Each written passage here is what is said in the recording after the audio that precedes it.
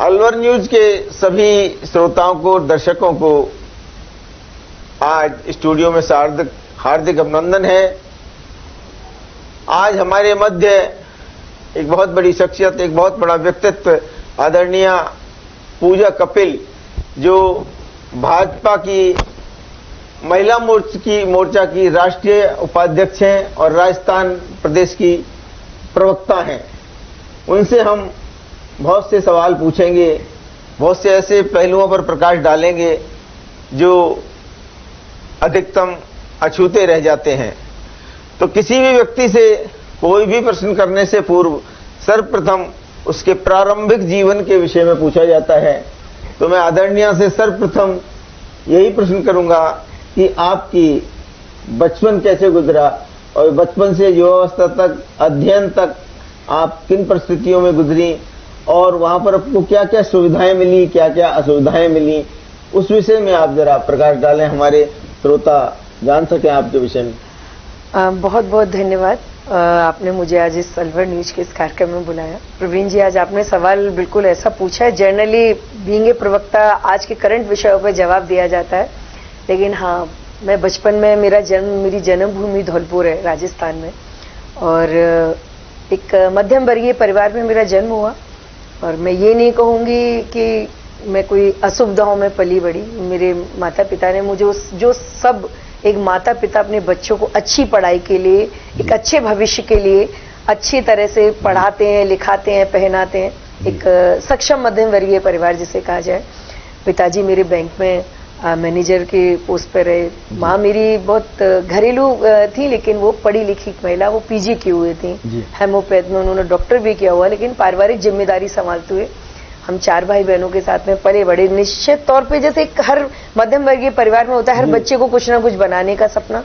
मेरे पिताजी वैसे मुझे आईपीएस बनते हुए देखना चाहते थे, लेकिन पढ़ते पढ़ते सारी स्थिति बनते हुए मेरी कॉलेज की जो शिक्षा है वो जयपुर से शुरू हुई। और एक ऐसा कोई टास्क और टारगेट नहीं था, लेकिन वो तैयारी करते करते जाने कैसे राजनीति में जैसे एक सडन गए, या कहते आपकी जो आपके भविष्य में होता है, ईश्वर आपको वहां उस मंजिल तक पहुंचाने का रास्ता प्रशस्त करते ही है। तो मार्ग मेरा, प्रवीण जी, ऐसा नहीं था कि वो तय था। अचानक से ऐसा हुआ कि कॉलेज का चुनाव लड़ा जाए। मैं अपने हॉस्टल में रहती थी। मैं वैसे बहुत बैकवर्ड सा एरिया है धौलपुर, जैसे अपने अलवर धौलपुर एक ऐसे एरिया गिने जाते हैं, तो मैं वहाँ हॉस्टल में पढ़ती थी। महारानी कॉलेज का एनिवर्सरी था, तो मैं सोशली बहुत एक्टिव रहती थी। मेरी अच्छी ग्रुप, अच्छी दोस्ती सबसे थी, और सब लोग तैयार हुए। सबसे पूछा गया कि भाई लड़वाना है, बोला हाँ बिल्कुल लड़वाएं। तो एक बस हम लड़े। वो जिसे कहा जाए मात्र 13-14 दिन का चुनाव था, और हम रिकॉर्ड तोड़ वोटों से जीत गए। यहाँ से हमारे राजनीतिक जीवन का शुभारंभ ये 1997 में हुआ। तो हाँ, बहुत पुरानी, आज 26 साल हो गए। तो एक 18 साल की उम्र में हम एक कॉलेज के अध्यक्ष बन गए। कॉलेज ऐसा था जो उस समय एशिया का नंबर 1 था, 22-10 वहाँ 7000 के करीब जब छात्राएं पढ़ती थी। और एक ब्रांड था, नाम था राजस्थान में, स्पेशली हमारी राजस्थान से बाहर भारत में जितने भी मारवाड़ी फैमिली, उनकी बच्चियां भी वहां पढ़ती थी। तो एक ऐसे ब्रांड में मुझे पढ़ने का, अपने आप को ग्रूम करने का, बहुत अच्छे गुरुओं के, शिक्षकों के साथ में। और जब इस जीवन में छात्र राजनीति में पदार्पण हुआ, तो छात्रत्व को लड़ते लड़ते पता नहीं चला कब राजनीतिक जीवन में आ गए। और राजनीतिक जीवन चलते चलते अपना, क्योंकि शिक्षा से जुड़े थे, शैक्षणिक संस्था नहीं खोला मैंने अलवर में, वसुंधरा कॉलेज खोलकर 2003 से। तो हम आज भी जो चल रहा है, तो कहते हैं जहाँ का दाना पानी होता है वहाँ हम चले आते हैं। तो हम वो लगातार उस समय शैक्षणिक अपने कार्य को करते हुए चल रहे हैं, और भारतीय जनता पार्टी में कार्य करते हुए आज मेरे आप सब लोगों के, पूरी जनता और सब घर के, वो कहते हैं परिवारजन, इष्टजन, मित्रजन, सबके आशीर्वाद से आज भारतीय जनता पार्टी में मुझे राष्ट्रीय उपाध्यक्ष का दायित्व मिला है। प्रदेश में भाजपा में प्रवक्ता का दायित्व मिला हुआ है। तो जर्नी में तो बहुत उतार चढ़ाव आते हुए, छात्र राजनीति बहुत आप जानते हैं, जब चुनाव लड़ते हैं तो हम माता पिता को वो चीजें बोल भी नहीं पाते। तो जीवन में वो जीवन ने बहुत कुछ सिखाया, भूखे रहना, प्रचार करना और समोसे पे दिन निकालना, ऐसा भी है। ये छात्र राजनीति में होता है कि थड़ी पर आप गुजरे हैं, सारे लोग गुजरते हैं, और वो अपनी स्कूटरों पर और बाइकों पर अपनी कैंपेनिंग करना। तो जीवन का मुझे लगता है, और छात्रावास में रहते हुए ये सब किया, तो बहुत अच्छा अनुभव रहा, सीखने के, जिंदगी को जीने के, अपने दायित्व और जीवन कितना कठिन और सरल कैसे हो सकता है, ये सारे अनुभव मैंने छात्र राजनीति से लिए।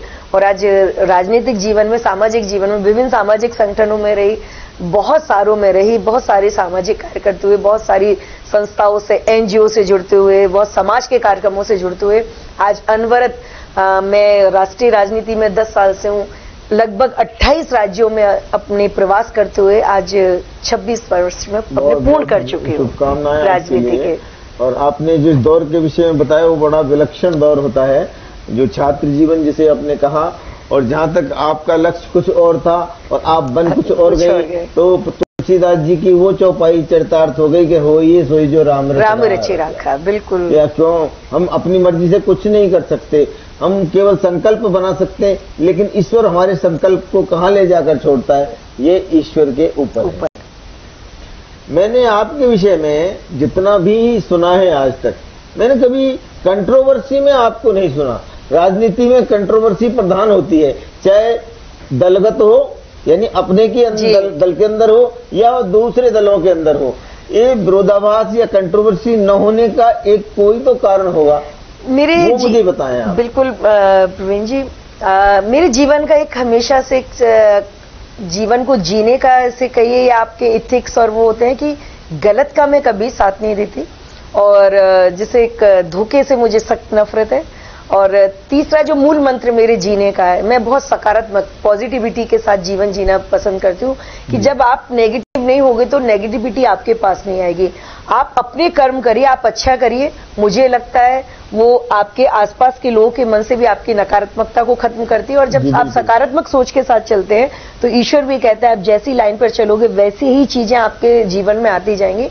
तो कष्ट और कठिनाई तो जीवन का पार्ट है, देखिए, और उतार चढ़ाव, और राजनीति में तो विशेष तौर पर चलते हैं कि कभी ऐसा लगता है हम ही उस पर अर्श पर और कब फर्श पर होते हैं पता नहीं चलता। लेकिन मुझे लगता है सकारात्मक सोच, केवल पॉजिटिविटी ही वो चीज है कि जीवन के किसी भी पल में, किसी भी क्षण में, किसी भी परिस्थिति में, कोई भी काल हो और किसी भी आप काम को कर रहे हो, चाहे आप वो, मैं राजनीति में हूं, चाहे कोई पुलिस में हो, चाहे कोई वकील हो, शिक्षक हो, आपकी तरह कोई पत्रकार और आप वरिष्ठ कवि हैं, कोई कवि हो, ये वो आपके जीवन का तरीका होता है जो सब कुछ अच्छा ही करता है, उसका अंत भलाई होता है। तो ये पॉजिटिविटी में मुझे कभी किसी को लेग पुलिंग मैं कभी विश्वास नहीं करती।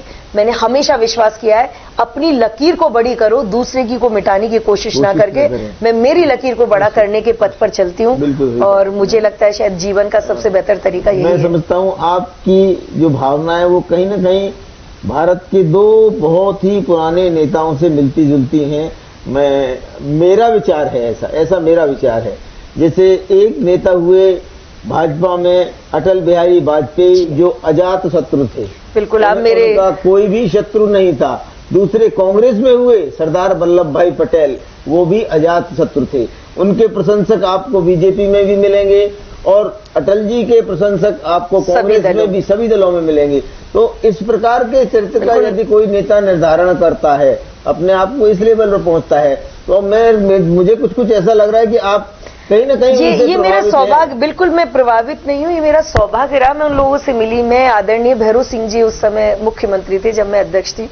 मेरे छात्र संघ का उद्घाटन या उनका सानिध्य, मैं उन्हें अपने प्रेरणा स्रोत या मेरे आइडियल जिसे कहें या मेरे प्रथम गुरु जिसे कहें, मैं उनको मानती हूँ। क्योंकि मैंने राजनीतिक दल के किसी व्यक्ति से पहली मुलाकात या पहला सानिध्य पाया तो एक आशीष के रूप में बाबू साहब का पाया।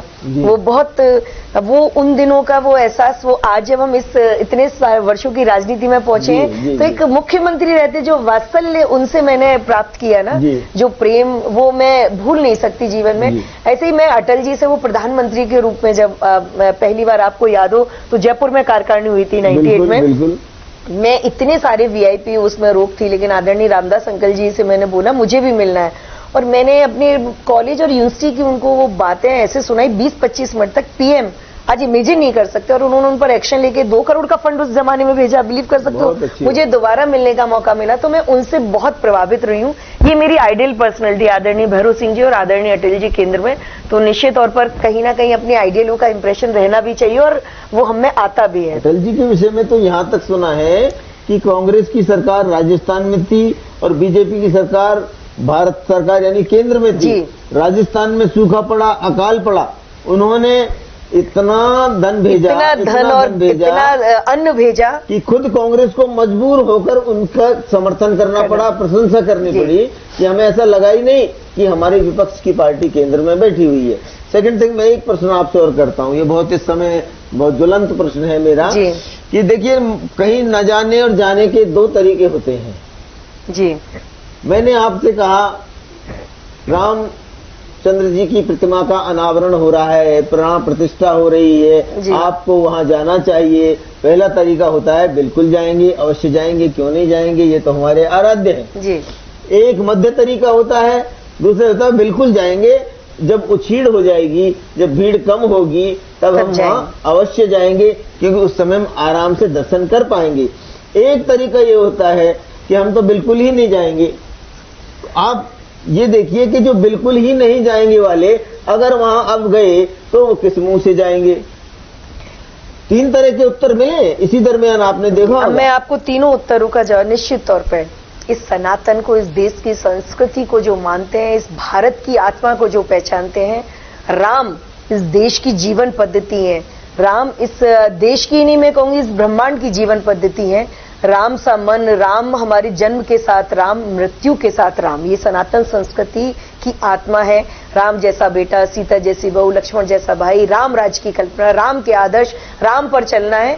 तो इस जीवन पद्धति को जिसने भी जाना है, माना, इस देश की सभ्यता, संस्कृति, इस सनातन में जिसका विश्वास है, उन्होंने उत्साह मनाया, उमंग मनाई। वो जाएंगे नहीं, वो उस जाने के लिए उनकी आत्मा व्याकुल रही और वो पहुंचे और पहुंच रहे हैं और पहुंचते रहेंगे जी। बिल्कुल सही। एक बहुत ऐसे लोग हैं, जैसे अभी मैं कहूं, मैं भारतीय जनता पार्टी की सिपाही हूं, मैं वो कार्यकर्ता हूं, तो प्रधानमंत्री जी ने आह्वान किया कि हम लोगों को थोड़ा रुक कर जाना है, लोग बहुत जा रहे हैं, भीड़ बहुत जा रही है, तो हमें वो संयम रखना है, हमें वो अनुशासन रखना है कि आप उस डिसिप्लिन को मेंटेन। तो मन में बहुत आशा है, बहुत भाव है, कितनी जल्दी जाएंगे, जब पार्टी का जैसे आदेश होगा कि अब आप लोग जा सकते हैं, कार्यकर्ता की उसमें आराम से, जब भीड़ कम हो, जब आम जनता जिसमें श्रद्धा भाव उबाल जिसे कहते हैं ना, कि ये क्षण तो आप सबने देखा कि कल देश त्रेता युग के बाद में, जब राम जी या तो उस समय लौटे थे, लंका से विजय प्राप्त करके दीपावली मनी थी, या मुझे लगता है कल का वो दिन रहा है, उस इतने युगांतर के बाद में वो 22 जनवरी, हम लोग जिसे कहते हैं वो सौभाग्यशाली आत्मा है जिनको वो क्षण देखने का मौका मिला। और देश ने वो भरपूर दीपावली, देश की सीमाओं से बाहर विश्व में जहां जहां सनातन, ये सब ने दीपावली मनाई। 36 कौम में दीपावली, सारी कौम, ये मतलब ये हर्षोल्लास की बात है। शहर में घूम कर देखा, मैं प्रसाद के 2 थैले हाथ में लेके चला। कहां से निकला? होप सर्कस से। जो प्रसाद मिला मैंने कोई नहीं छोड़ा प्रसाद, और उस प्रसाद को लेकर के मैंने जो गडलोहिया है ना अपने गाड़ियां लोहा, बिल्कुल बिल्कुल वहां बांटा मैंने। वो उनके पास कोई लगाया हुआ नहीं है लंगर, मैंने चलो इनको बांटते हैं, मैंने बहुत सारा प्रसाद वहां बांटा। यानी कि आम जन में उत्साह था। और मैंने देखो, आप श्रद्धा का उत्साह, और कहते हैं आध्यात्म चरम पर था कल लोगों का। और मुझे नहीं लगता किसी का भी, जब राम जी की मूर्ति का अनावरण हो रहा था, रामलला अपने स्थान पे विराजित थे, शायद हर किसी की आंखें भी नम थी कि 500 साल के उन बलिदानियों को, उन त्यागियों को, जाने कितने साधु संत, कितने राजा महाराजा, कितने राम भक्तों ने अपने जीवन को समर्पित किया। आज उस समर्पण को भी एक कहते हैं विराम मिला, सम्मान मिला, आध्यात्म का जिन्हें उच्चता का स्थान मिला। तो ये जो स्थिति थी। अब तीसरा आपने कहा कि नहीं जाएंगे, अब ये वो लोग हैं जिन्हें आस्तिक या नास्तिक वाली भावना नहीं है, ये राजनीतिक भावना थी, जिनकी चिड़की भावना थी, जो मैं इसको बोलने में सबको पता है, तुष्टीकरण की संतुष्टीकरण को करने के लिए ये लोग किसी भी हद तक गुजर सकते थे। राजनीतिक सत्ता प्राप्ति, जिन वरिष्ठ लोगों ने ये मना किया, जिस भाव से मना किया वो समझ में आ रहा था कि जिनको राजनीतिक सत्ता प्राप्ति में कहीं लग रहा था कि ये रोड़ा ना बन जाए, क्योंकि जाने क्यों एक ऐसी भावना हो गई है प्रवीण जी कि ये लोगों को ये लगता है कि राम मतलब भाजपा, इन्होंने ईश्वर को भी, हिंदुत्व को भी, सनातन को भाजपा से बांध दिया। तो इनके जो लोग जाना भी चाहते थे, वो इन लोगों के बड़े कैडर ने मना किया कि नहीं जाना चाहिए, ये बीजेपी का प्रचार होगा। तो ऐसे लोगों ने मना किया। जाएंगे, आपने देखा है ऐसे लोगों ने जनेऊ भी पहना है, ऐसे लोगों ने इस देश में जिन्होंने कभी जैसे कहते हैं कि अपने जाति की बात नहीं करी, उनको अपना गोत्र तक बताना पड़ा। ऐसे लोग जिन्हें सत्ता पाने के लिए परशुराम के फरसे को ले लेके घूमना पड़ा। उत्तर प्रदेश में आपने देखा ये वही जमात है, ये वो जमात है जो कहती है कि ये जो सनातन है ये डेंगू है, मलेरिया है, ये एड्स है। ये वो जमात है जिसे हिंदू होने पे, सनातन नहीं होने पर शर्म आती है। ये वो जमात है जो कहती है कि ये धर्म ही झूठा है, स्थिति झूठा है। ये वो जमात है जो राम के ऊपर प्रश्न उठाती है। ये वो जमात है जो कहती है कि अंधविश्वासी ये धर्म ये बकवास है, झूठा है। तो अब ऐसे लोगों का कुछ नहीं हो सकता, ऐसे लोगों को जनता जनार्दन और स्वयं ईश्वर जवाब देता है। मैं एक शब्द में बोलूं, इन लोगों के पास अज्ञान का अक्षर भंडार है। जी बिल्कुल सही कहा आपने। भगवान शिव ने माता पार्वती से कहा था, हरे व्यापक सर्वत्र समाना, प्रेम से प्रकट होए में जाना। कि केवल प्रेम से यदि आप ईश्वर को भजो तो आपके पास प्रकट हो जाएगा। किंतु आपने ये वो अज्ञानी है जिस सनातन संस्कृति ने सर्वे भवंतु सुखीना, सारे विश्व का कल्याण, आज चाहे हिंदुस्तान और जिसे कहते हैं विश्व के किसी कोने में अगर सनातनी पूजा करता है तो हम सारे विश्व के कल्याण का जयकारा करते हैं, सर्वे भवंतु सुखीना। और वसुदेव हमारा कुटुंब है, ये हम कहते हैं। हमने अब इन लोगों की अज्ञानता आपने शब्द बिल्कुल दिया है, तो अज्ञानियों को मैं तो कहूंगी ईश्वर इनको ज्ञान दे। और इस या फिर ये डेढ़ ज्ञानी है या फिर ये डेढ़ ज्ञानी सामान्य ज्ञानी होता है, वो तो सोचता है चलो आज भीड़ है, मेरे बच्चे भिजते हुए। ये स्वार्थी लोग हैं। मैं आपको ये कहूंगी सत्ता के स्वार्थ में, सत्ता की लोलुपता में जब जब राम जी की बात आती है, जब तक प्रभु की बात आती है, जब जब सनातन की बात आती है, विरोध करना इनका मंतव्य, इनका गंतव्य, इनकी जिसे कहते हैं इनकी एक, इन्हें ये प्रॉब्लम होगी, इनकी मुंह से ना ही निकलना है। ये नेगेटिविटी से इस तरह भरपूर हो गए हैं। तो ये स्वार्थ, सत्ता के स्वार्थ में डूबे अज्ञानी कहूं इनको, जो भी आप कहें वो स्थिति है। ये सत्ता के इतने भूखे हैं।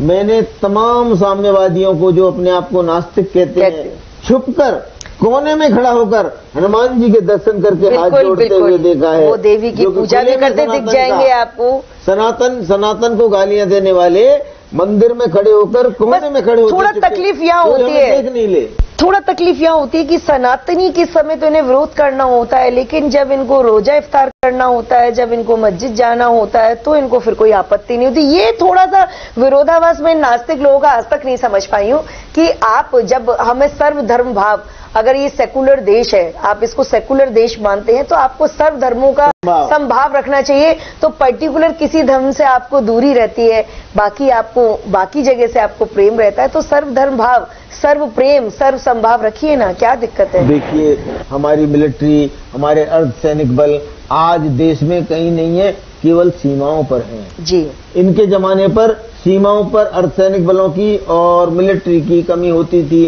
क्योंकि सारी मिलिट्री और अर्धसैनिक बल देश के मामले सुलटाने में लगे। आंतरिक आतंकवाद, आंतरिक गतिरोध को सुलझाने में हमारी इतनी परेशानी होती थी। ये मोदी विरोध करते करते ये ईश्वर का और सनातन का विरोध करने पर इतना आ गए हैं कि आज इन्होंने सनातन संस्कृति को, ईश्वर को भी भाजपा का ईश्वर बना दिया है। मैंने तो यहाँ तक देखा है कि इतना कष्ट मुसलमानों को नहीं जी। मेरे कम से कम 10 मित्रों ने ये कहा था जब मंदिर का उद्घाटन नहीं हुआ था कि बना लो ना, जब आपने इतना सारा काम कर लिया तो इसको बनाओ। ये बहुत बड़ी हमारे और आपके बीच में एक विपदा थी जो अब निपट गई है सुप्रीम कोर्ट के माध्यम से। अब आप इसे, और ये भूलना नहीं चाहिए कि वो मुस्लिम की वजह से ही सारे साक्ष्य, जो इस पूरे पुरातत्व विशेषज्ञ जो थे वो मुस्लिम ही थे, जिन्होंने वो सारे साक्ष्य दिए सुप्रीम कोर्ट में कि ये राम का जन्म स्थान है, ये राम जी की भूमि है और यहाँ राम मंदिर बनना चाहिए। शायद इनको ये भी याद रखना चाहिए। एक ही उद्देश्य कि मुसलमानों को और हिंदुओं को किसी न किसी तरह लड़ाते रहिए और वोट अपना पाते रहिए। लेकिन आज उनकी आंखें खुल गई हैं। मैं देख रहा हूं, व्यक्तिगत रूप से भी देख रहा हूं, समाचार पत्रों में भी देख रहा हूं कि मुसलमान ये मानने लगा कि सचमुच जिसकी चीज की जरूरत हमें थी वो अब हमें मिल रही है। हमें मकान की जरूरत थी, मिल रहा है, रोटी की जरूरत थी, मिल रही है, शिक्षा की शिक्षा मिल रही है, हर एक योजना का लाभ। और ये अल्पसंख्यक मंत्रालय की भी बात करें, जिस तरह की योजनाएं भारतीय जनता पार्टी की केंद्र की मोदी सरकार के नेतृत्व में अल्पसंख्यक मंत्रालय के माध्यम से मुसलमानों को जो सुविधाएं दी गई हैं, वो पहले इनकी पूर्ववर्ती सरकारों ने ना इस तरह दिए। छात्रवृत्ति से लेकर आप उड़ान योजना से लेकर ऐसी अनेकों योजनाएं दी गई हैं कि उनको मुख्य धारा में लाया जाए। और पता नहीं क्यों इनके दिमाग में, जबकि प्रधानमंत्री मोदी जी बार बार कहते हैं 142 करोड़ भारतवासियों का परिवार, ऐसी कोई योजना नहीं जिसको इस जाति के लिए, इस धर्म के लिए, इस किसी व्यक्ति विशेष या समुदाय विशेष के लिए बनाया गया हो। सारी योजनाओं का सबका लाभ सबके लिए, सबका साथ है, सबका विकास है, सबका विश्वास है, सबका प्रयास है। ये भी कोशिश कि इस भारत की बढ़ते विकास की इस यात्रा में सबकी आहुति होनी चाहिए और भारत माता के वैभव के लिए जीना चाहिए, लड़ना चाहिए, मरना चाहिए और अपने कर्मों की कर्मांजलि देनी चाहिए। कई प्रश्नों के तो इनके पास उत्तर ही नहीं है। पहला प्रश्न मैं आपको बताता हूं, मैं तो पत्रकार नहीं हूं, एक कवि हूं। पहला प्रश्न रखता हूं कि किसी ने पूछा आपने योगी जी, मोदी जी अल्पसंख्यकों के लिए क्या किया, तो उनका उत्तर क्या था? हम किसी भी अल्पसंख्यक के लिए अलग से कुछ नहीं करते, हम पूरे 130 करोड़ भारतवासियों के लिए करते हैं, उनमें अल्पसंख्यक भी आते हैं। दूसरा प्रश्न, उसका जवाब उनके पास नहीं था जी। दूसरा प्रश्न ये हुआ, ये जो अभी एक उन्होंने हलफनामा दिया था, मैंने आप कह रहे हो कि ये बीजेपी ने जबरदस्ती किया है, जबरदस्ती जमीन हड़पी है, बहुत सारी बातें की है। तो अब आप में से कुछ लोग राम राम राम राम राम राम कर रहे हैं, करो, बहुत अच्छी बात है। क्या सुप्रीम कोर्ट में आस्था नहीं दिया? क्या सुप्रीम कोर्ट में आस्था नहीं? देश के कानून में आपकी आस्था नहीं? क्योंकि आपने कानून जो देश की एजेंसियां थी, संवैधानिक एजेंसियों का कांग्रेस ने अपने शासन में दुरुपयोग जिस तरह से किया, उन्हें लगता है कि वो उसी तरह से भारतीय जनता पार्टी कर रही है। तो अब इनको शर्म आनी चाहिए कि आप देश की कानून व्यवस्था पर और देश के सुप्रीम कोर्ट पर उंगली उठा रहे हैं। अगर आप इस चीज का डिसीजन आने के बाद में विरोध करें तो इससे ज्यादा मैं इनकी बुद्धि भ्रष्ट होने का प्रमाण क्या हो सकता है? एक तरफ कह रहे हो जय श्री राम, दूसरी करो राम हुए ही नहीं। मतलब आप कहां स्टैंड करते हो? मैं कोई कांग्रेस का विरोधी नहीं हूं। कांग्रेस ने आजादी की लड़ाई में कांग्रेस ही थी उस समय, जनसंघ और कांग्रेस दो ही पार्टियां हुआ करती थी। पहले तीसरी तो कम्युनिस्ट पार्टी थी, सेकंड कौन था? स्वतंत्रता संग्राम में सब कांग्रेस में जुड़े। उसके बाद में जब विचार नहीं मिलता है परिवार में, आप देखिए परिवार धीरे धीरे अलग होते जाते हैं। परिवार बाबू को क्यों नहीं याद करते आज? पटेल को क्यों नहीं याद करते, जिन्होंने सच्चा बलिदान दिया है, लाठियां खाई है, गोलियां खाई है, जिन्होंने 47 से पहले ही भारत को आजाद स्वतंत्र कर दिया था। देखिए, परिवार विशेष वाली पार्टी है, यहाँ केवल गांधी सरनेम को चलाते हैं। ये गांधी सरनेम को भी अपने स्वार्थ के लिए, क्योंकि ये देश के राष्ट्रपिता गांधी जी के नाम को कैश करते हैं, तो ये उस पार्टी परिवार के चारों तरफ घूमती पार्टी है। तो इन्हें अपने अलावा किसी का त्याग, किसी का बलिदान, आजादी की लड़ाई में जो जिसे कहा जाए कि कितने ऐसे लोग हैं जिनका तो आज नाम भी नहीं है। आज मोदी जी ने आह्वान किया, मन की बात से भी बार बार किया कि उन अनकहे योद्धाओं की कहानी, उन लोगों की जिन्होंने अपने प्राणों की आहुति दी, जिन्होंने उस देश को आजाद कराने में बहुत बड़ी भूमिका निभाई, जिसे कहते हैं जमीन पर लोगों में वो विचार बोया कि भारत आजाद होना चाहिए, भारत माता ये अंग्रेजों की बेड़ियों से जकड़ी हुई से मुक्त करना चाहिए।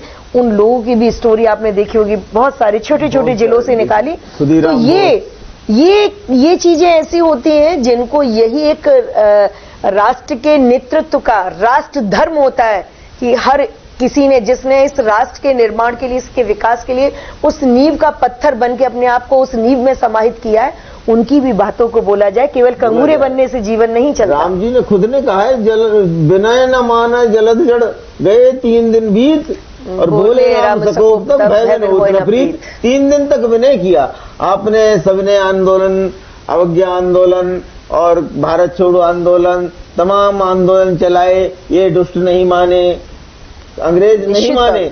और मेरे से एक हास्य की बात है, मैं कभी हूं इसलिए हास्य में ही उत्तर दूंगा।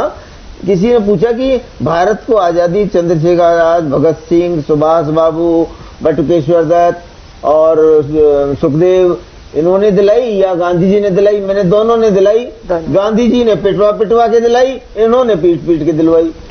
बस इतना सा फर्क था। गांधी जी अहिंसक थे, अहिंसा केवल परमो धर्म है, पक्की बात है, लेकिन तब तक है जब तक आपके ऊपर कोई नहीं। प्रवीण जी, ये होता है, देखिए घर में जब ये आप या परिवार से उठाइए, युवा जोश होता है, युवा जोश होता है, वो काम को करने की ऊर्जा उसकी लगती है।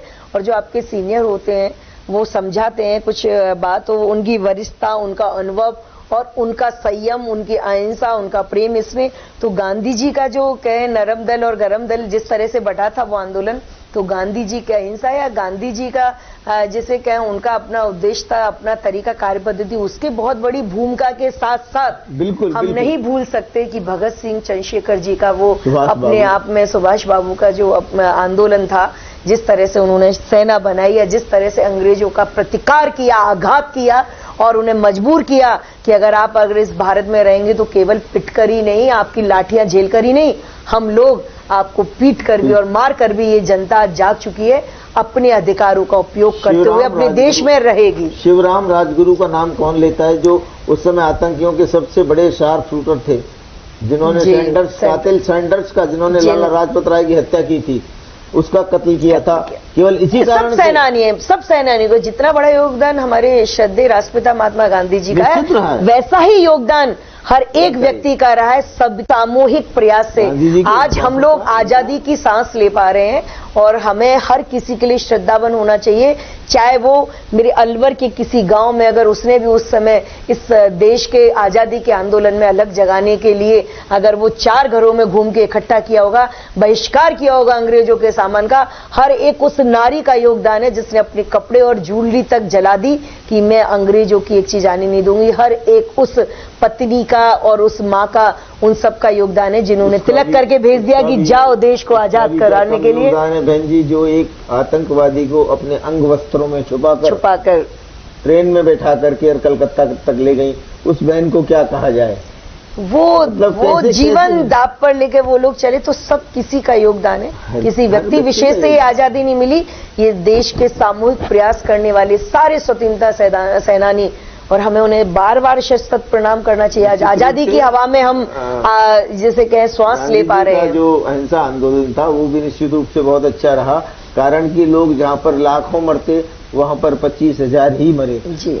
ये उनके अहिंसा का ये परिणाम रहा। उन्होंने काफी प्रयास किए, इसमें कोई संदेह नहीं है, लेकिन भूल सभी से होती है, भगवान का पुत्र कोई भी नहीं है। जी। उनसे भी कुछ भूल हुई कि उन्होंने चाहते तो भगत सिंह की फांसी पर शायद वो दबाव डालते तो हाँ, ये यक्ष प्रश्न हमेशा रहता है कि शायद डालते तो शायद वो अंग्रेज उनके दबाव में आकर के उनकी फांसी की सजा को माफ कर देते।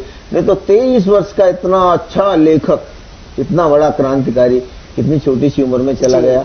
फिर भी हम तो प्रणाम ही करेंगे महात्मा गांधी को, हम सभी को प्रणाम है, हमारा सारे स्वतंत्रता सैनिक, जितने भी स्वतंत्रता सेनानी की वजह से हमें सरदार पटेल भी हुए हैं, गंगाधर तिलक भी हैं, गोपाल, हम फिर वही यही मान के चलते हैं, हो तो वही जो राम रचि रखा, काल परिस्थिति खंड के हिसाब से क्यों किसने कैसे डिसीजन लिया वो ईश्वर जाने, लेकिन आज हमारे लिए बहुत श्रद्धेय हैं हमारे भगत सिंह, सुभाष चंद्र बोस, चंद्रशेखर और ऐसे खुशीराम, सब लोग बहुत श्रद्धेय हैं। और आज वो इसमें कोई दौरा ही नहीं है, वो हमारे बीच नहीं है, लेकिन वो अमर है, हमारी आत्माओं में बसते हैं। और जब इस देश की स्वतंत्रता की बात होती है, देश का युवा गौरवान्वित होता है कि इस देश की भूमि पर, इस देश की मातृभूमि पर ऐसी माता हुई है, ऐसी ये भूमि है हमारी जहाँ ऐसे योद्धा हुए जिन्होंने देश की आजादी के लिए हंसते हंसते उस फांसी के फंदे को चूम कर अपनी जान दी। उन्हें बारंबार प्रणाम करती हूँ, श्रद्धा सुमन उनके लिए यही प्रार्थना करते हैं, यही अपेक्षा रखते हैं कि आप भी आज नारी शक्ति को, युवा शक्ति को यही प्रेरणा दें कि शांति से, क्योंकि अब तो हमारे ऊपर किसी दूसरे का राज है नहीं जी, हम स्वयं मालिक है, यहाँ प्रजातंत्र है, प्रजा का राज है, किसी नेता का राज नहीं है। बिल्कुल प्रजा का राज भी है, मजबूत राज है। आज देश के इस नेतृत्व को विश्व का नेतृत्व मान रहा है, स्वीकार कर रहा है। आज भारत की ताकत को ये आदरणीय नरेंद्र मोदी जी के करिश्माई व्यक्तित्व का कमाल है, इससे कोई इनकार नहीं कर सकता, कोई इसके तरफ जा नहीं सकता। 10 साल में भारत ने जिस शक्ति के साथ में अपने आप को खड़ा किया है विश्व में, कि आज जब देश का प्रधानमंत्री खड़ा होता है तो आप देखते हैं कि विश्व के सारे नेता उसके सम्मान के लिए, उससे मिलने के लिए, उसके साथ में समय व्यतीत करने के लिए अपने आप को गौरवान्वित महसूस करते हैं कि मोदी जी आज समय दे रहे हैं। ये भारत की ताकत, ये भारत की सेना की ताकत कि आज पाकिस्तान और चाइना जो हमेशा हम पर चढ़े रहते थे, आज वो लोग वो ढूंढते हैं। आज वो बात करता है पाकिस्तान कश्मीर को लेने की नहीं, वो अपने जो कश्मीर, जिस हमारे कश्मीर पे उसने कब्जा कर रखा है, वो उसको बचाने की कोशिश कर रहा है। और आपको बता दूं यही वो सरकार होगी, यही मोदी जी का नेतृत्व होगा, वो हमारा भारत का जो अभिन्न हिस्सा है वो हमारे पास भी आएगा। ये वो भारत है जो विकास कर रहा है, ये वो भारत है जिसकी युवा ऊर्जा को आज पूरे विश्व में जिसकी ताकत को माना जा रहा है। मैन्युफैक्चरिंग से लेके अंतरिक्ष से लेके पाताल तक आज भारत की शक्ति को पूरा विश्व मान रहा है। हम चंद्रयान से सूर्य तक पहुंच गए। आज हम ये मैन्युफैक्चरिंग मोबाइल के आज हम पूरे विश्व में सबसे बड़े दूसरे नंबर के मोबाइल बनाने वाले बन गए जो हम लेते थे। आज चाहे आप ये डाटा की बात हो, चाहे ऐसे अनेकों अनेक क्षेत्र हैं जो अछूते रहते थे भारत से। हथियारों का निर्माण हम करके लोगों को बेच रहे हैं जो हम केवल आयात करते थे। आप देखिए देश किस दिशा में बढ़ रहा है। आज हमने कोरोना वैक्सीन देके दुनिया को, वरना भारत बेचारा गरीब भारत तरसता था कोई वैक्सीन दे दे। आज भारत लोगों को उनकी जिंदगी बचाने की दवा दे रहा है, अपने इतनी बड़ी संख्या को बचाते हुए आज भारत वहां खड़ा है। तो देखिए, और मैं भाजपा से इसलिए नहीं कहूंगी, और जिस तरह से सनातन संस्कृति का परचम है, आज भारत की सनातन की चीजें वस्तुएं आने वाले विदेशों के मेहमानों को जब वो आते हैं, राष्ट्राध्यक्ष आते हैं, तो उनको जब वो यहां से उपहार स्वरूप दी जाती हैं, जब बनारस की आरती को लोग देखते हैं, जब महाकाल की भस्म आरती को लोग देखते हैं, आज दर्शन सनातन के कराए जाते हैं। आज का भारत 10 साल का वो भारत है। तो मुझे लगता है शायद वो एक दिव्य पुरुष है, इसको सबको मानना ही होगा। आदरणीय मोदी जी जिस तरह सनातन को लेके, देश के विकास को लेके चल रहे हैं, संयुक्त अरब अमीरात जैसे देश में श्री राम जी का मंदिर बनना है, क्या बात है। ये तो समझ लो कि बहुत बड़ी घटना है। इसकी तो जितनी प्रशंसा की जाए कम है। यानी ये प्रेम भाव, ये प्रेम भाव है। ये शासक कैसा है, देश का नेतृत्व कैसा है, उस पर डिपेंड करता है। उनको दबाव नहीं डाला, दबाया नहीं। हमने सिर्फ इतना कहा, हमारे यहाँ करोड़ों भारतीय आपके यहाँ पर रहते हैं, उन्हें कोई ऐसा भव्य मंदिर बने जहाँ वो दर्शन कर पाए, तो उन्होंने तुरंत इस बात की आज्ञा दी। ये डिप्लोमेटिक है, ये राजनीतिक जो कूटनीति है, ये भी बहुत जरूरी है। और जहां तक आप कश्मीर का सवाल करें, तो कश्मीर में रहने वाले वो व्यक्ति जो पाकिस्तान अधिकृत कश्मीर में रहते हैं, आज वो भारत में आने के लिए कि हमें जैसे भी आने दो, हमें जैसे भी आने दो, और पाकिस्तान वाले बंदूक लेकर खड़े नहीं जाने। यही नेतृत्व का कमाल है, यही करिश्माई नेतृत्व मोदी जी का है। ये लोग लाख चिल्लाते रहे, जिस पारदर्शिता ईमानदारी से जिस एक एक जन को लेकर वो काम कर रहे हैं, लास्ट की व्यक्ति तक। और एक आप देखिए कि उन्होंने जाति की परिभाषा बदल दी। उनके लिए जाति महिला है, उनके लिए जाति युवा है, उनके लिए जाति किसान है, उनके लिए जाति एक गरीब है।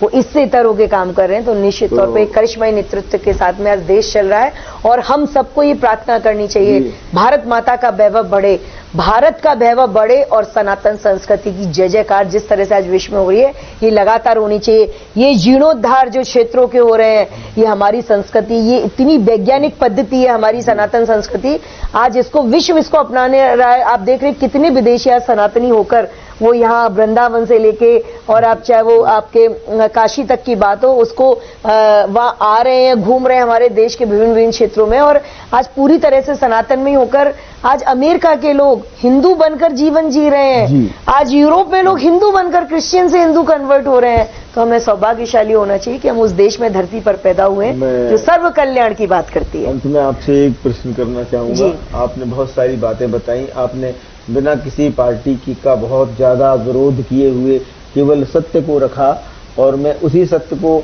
इस रूप में स्वीकार करता हूं कि आप युवाओं को भी बोलें कि केवल सत्य का साथ दें, न बीजेपी का दें, न कांग्रेस का दें।